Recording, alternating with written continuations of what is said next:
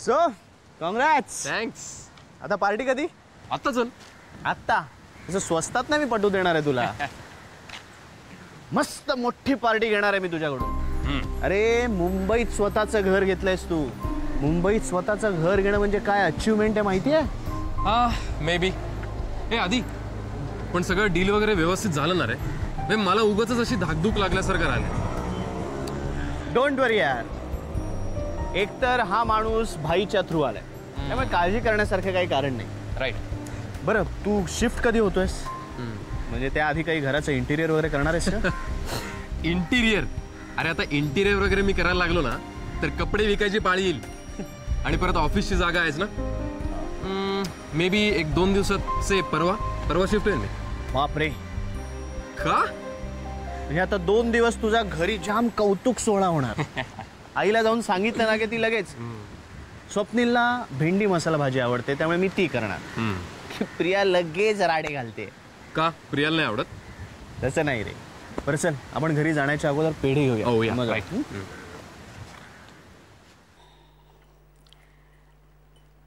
तसं यांचं हे असं वागणं काही नवीन नाही, नेहमीच आहे. पण रात्री तणतणले तर सकाळी परत नॉर्मल होतात. इनफॅक्ट स्वतःहून बोलायला येतात, प्रथमेशचे लाड करतात. पण आज असं झालं नाही. आज काय झालं? आज त्यांचा मूड तसाच होता. देव जाणे काय झालंय. माझ्या जीवाला मात्र घोर लागतो. फिकर not, everything will be all right. पण माझा मधल्यामध्ये जीव जातो ना प्रिया.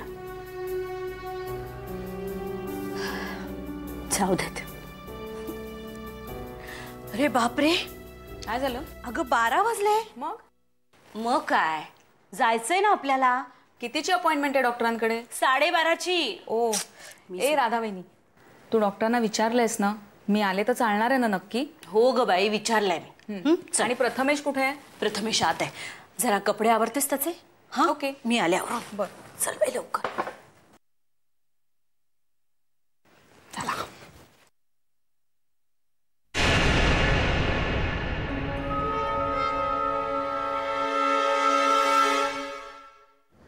दी तू असशील तर मी संध्याकाळी येऊन जाईन. ओके. एक सेकंड.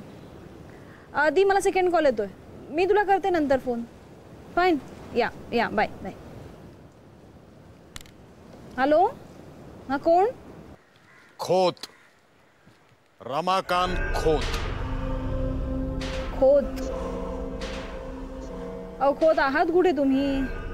कुठे असणार, आमच्याच गावात. तुमच्या कृपेनं फुकटची एक सहल घडली ना आम्हाला, तेव्हा आमच्याच गावात बूड शेकत पडलेले होता मी. हे बघा रमाकांत, योग्य वेळ येईल ना तेव्हा तुम्हाला मी. त्या शिंदळीच्या योग्य वेळेची वाट बघत बसलो ना तर आमच्या मिशीचे केस पांढरे होते. शिकार जवळ येण्याची वाट बघतात ते लांडगे, पण आमच्यासारखे वाघ पुढे सरसावून झडप घालतात. आणि मग त्याच वाघांची मुंडकी कापून लोक दिवाणखान्यात टांगून ठेवतात. बडबड नको आहे तुमची. हा तुम्ही साले शहरी लोक एक नंबरचे पेद्रू आहात, पेद्रू. आता हा रमाकांत खोत काय करतो ते बघा तुम्ही. काय करणार आहात तुम्ही? झालं की कळेलच तुम्हाला.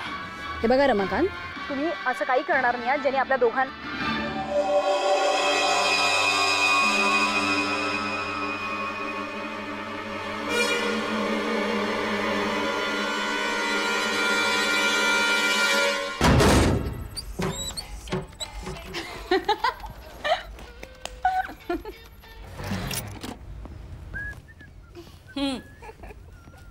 प्रिया घे.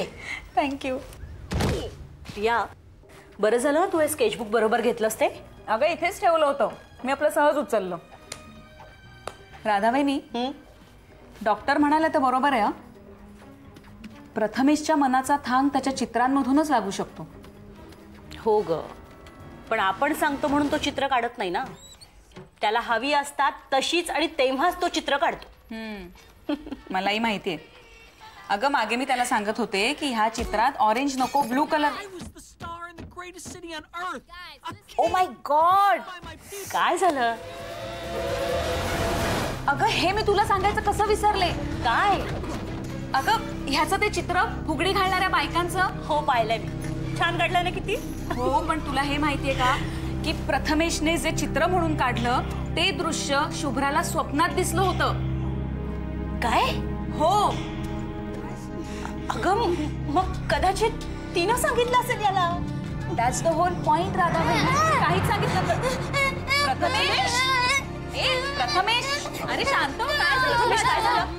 प्रथमेश इकडे बघ. प्रथमेश हे बघ. शांत हो, शांत हो राजा. हे बघ असं नाही करू सोनू. हे बघ इकडे बघ. प्रथमेश ऐक, असं नाही करू प्रथमेश. हे बघ शांत हो. मी काय सांगते ऐक. माझ्याकडे बघ, माझ्याकडे बघ, माझ्याकडे. काय झालं तुला? काय झालं? प्रथमेश, प्रथमेश. राधाबाईंनी टीव्ही.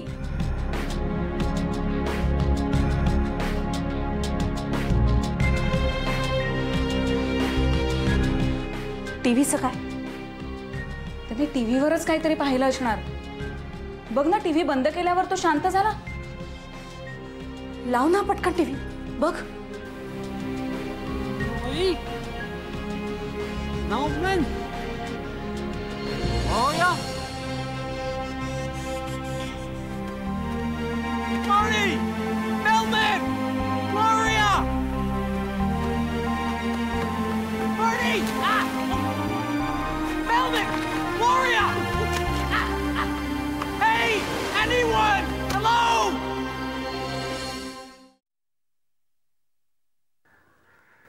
बाबा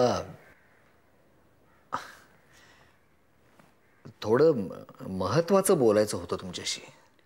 बोल ना. म्हणजे मी जे काही सांगतोय ते आधी नीट व्यवस्थित ऐकून घ्या. प्लीज रागावू नका. तू एवढी प्रस्तावना करतोस म्हणजे काहीतरी तिरपागडं असणार.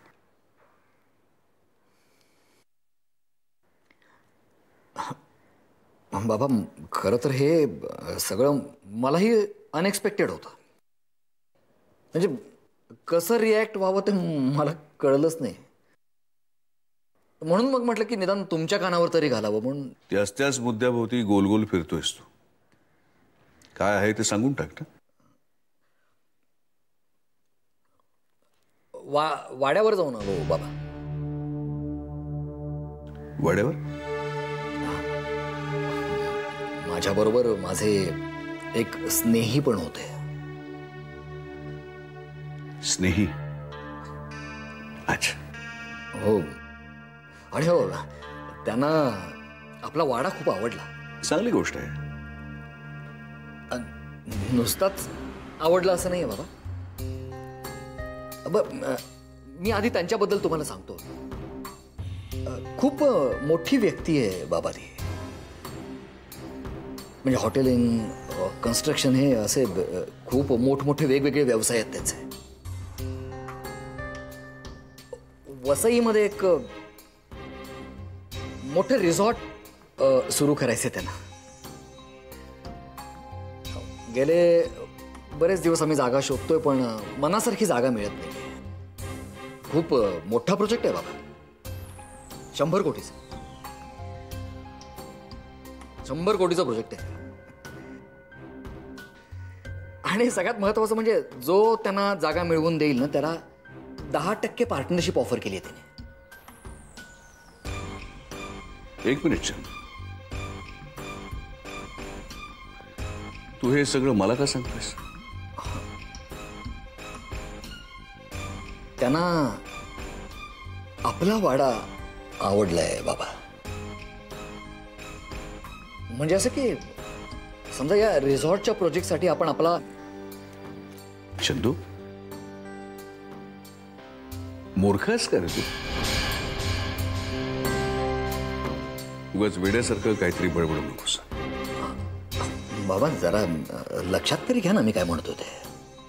म्हणजे एक छान हेरिटेज रिसॉर्ट बांधता येईल बाबा, आणि वाड्याच्या मूळ स्वरूपाला अजिबात धक्का लागणार नाही.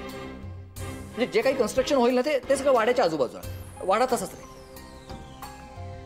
7 कोटीची ऑफर दिली आहे बाबा त्यांनी. 7 कोटी?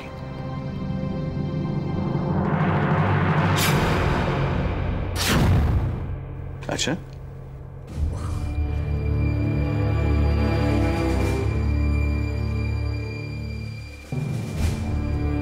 तुझ्या या स्नेहाचं नाव काय आहे रे?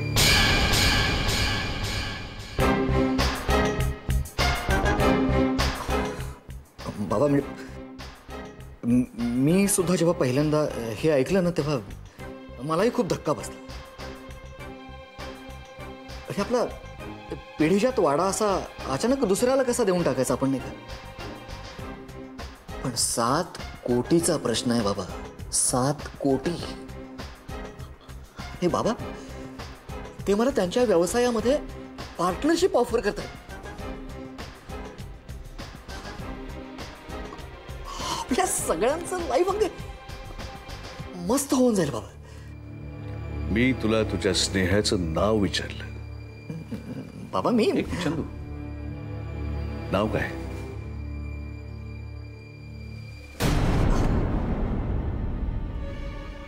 यशवंतराव सरंजामे.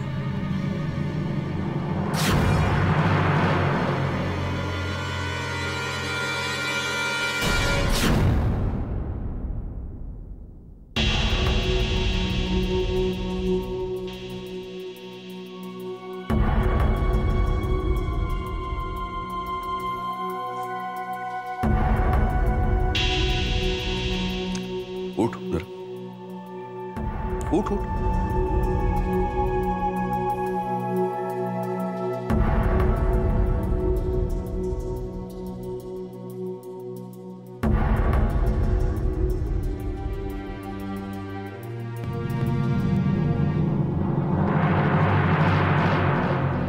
Get out.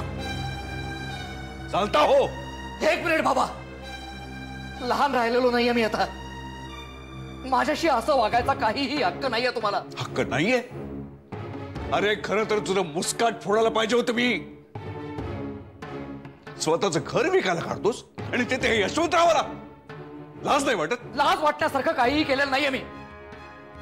माझ्यासमोर फक्त एक ऑफर आली होती, ती तुमच्या समोर मांडली, आणि ती सुद्धा त्याच्यामध्ये एक मोठी अमाऊंट इन्व्हॉल्व होती. म्हणून 7 कोटी रुपये.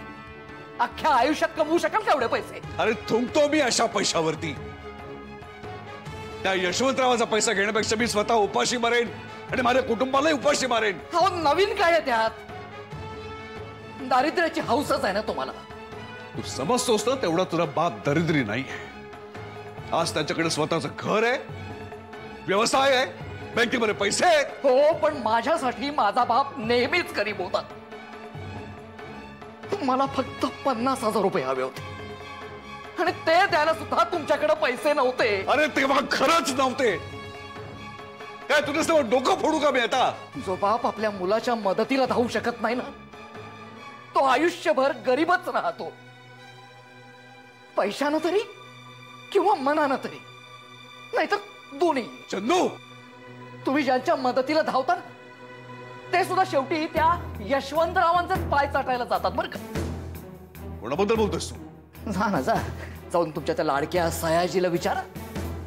त्याच्या मनगडावरचा महागडा घड्याळ कुठून आलो विचारा त्याला. सयाजीचा काय संबंध इथे? संबंध तुम्ही जोडायला जाता ना. देव बनायची हौस आहे तुम्हाला. लोक उदो उदो तुमचा करतात, पण तीर्थप्रसादाला मात्र दुसरीकडे जातात.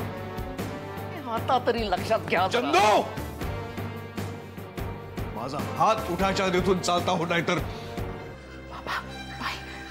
तुम्ही असे का भांडताय? शुभ्रा, या माणसाला इथून ताबडतोब निघून जायला सांग, नाहीतर. शुभ्रा, तू आज जा. तू यात पडू नकोस. भाई शुभ्रा, तू आज जा म्हणून सांगितलं ना तुला. ए, खबरदार तिच्यावरती आवाज चढवशील तर. एवढी काळजी वाटते तिची, आणि मगापासून माझ्यावर ओरडताय त्याचं काय? पोटच्या पोरापेक्षा ही महत्वाची वाटते तुम्हाला? हो, कारण ती हे घर सावरून धरायला आली आहे आणि तू तू हे घर विकायला निघालायस. बाबा तुम्ही काय बोलताय? आई आई तुम्ही तरी समजून घ्या जरा. अरे कसला भाई? हा आपला वाडा त्या यशवंतरावाला विकायला निघालाय. पण तुम्ही हे सगळं हिला कशासाठी सांगताय? आई प्लीज तुम्ही आधी शांत व्हा जरा. ए, तू काय मला शहाणपणा शिकवतेस?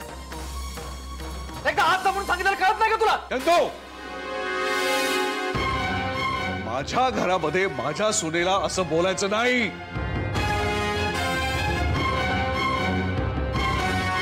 तुमचं घर, तुमची सून. अहो मी तुमचं कोणीच नाहीये का? नाही, तू कोणीही नाहीयेस मला समजलं. Know get lost.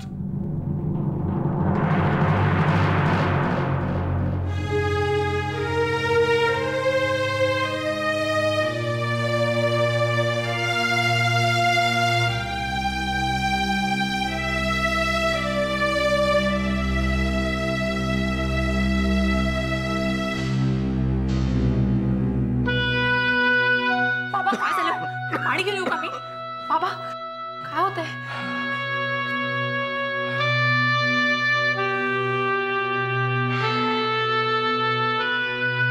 बरं वाटतं?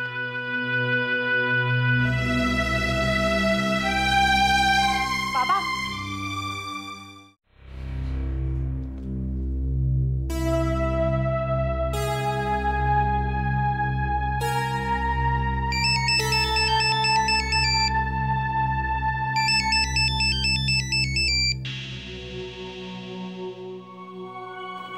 हॅलो. यशवंत सरंजामे, मधुसूदन शास्त्री बोलतोय. हां बोला शास्त्री बुवा. काय आज एकदम आमची आठवण आणि ती सुद्धा एकेरीत एकदम यशवंत सरंजामे. हरकत नाही, तसेही तुम्ही मोठे आहात. ए, आता फक्त ऐकायचं लक्षात ठेव. मी एक साधा सरळ मार्गी माणूस आहे. माझा अंत पाहू नकोस. सरळ मार्गी माणूस वाकड्यात गेला ना तर भारी पडेल तुला. शास्त्री बुवा, हे नाटकातल्या नटासारखं का बोलताय? काय झालं? अरे नाटकं तर तुझी चालली आहेत रे. आधी माझ्या क्लासवरती डोळा, आता माझ्या घरावरती डोळा. आणि एक माझ्या त्या मूर्ख मुलाला हाताशी धरून तू फार काही साध्य करू शकशील अशा भ्रमात राहू नकोस. एक मिनिट. शास्त्री बुवा, काय आहे, मी काय साध्य करू शकतो आणि काय नाही याचा अंदाज एकतर तुम्हाला नाहीये. तुम्हाला काय मलाच तो अजून आलेला नाही, तुम्हाला तरी कसा येणार? राहिला प्रश्न तुमच्या वाड्याचा. मनात भरलाय तो, हवाय मला, मिळवणारच मी. कसा ते विचारू नका. अरे तुला विचारतोय कोण रे? आमच्या वाड्याच्या आसपास पुन्हा फिरकायचं सुद्धा नाही, लक्षात ठेव. आणि पुन्हा एकदा सांगतो, आमचा अंत पाहू नकोस.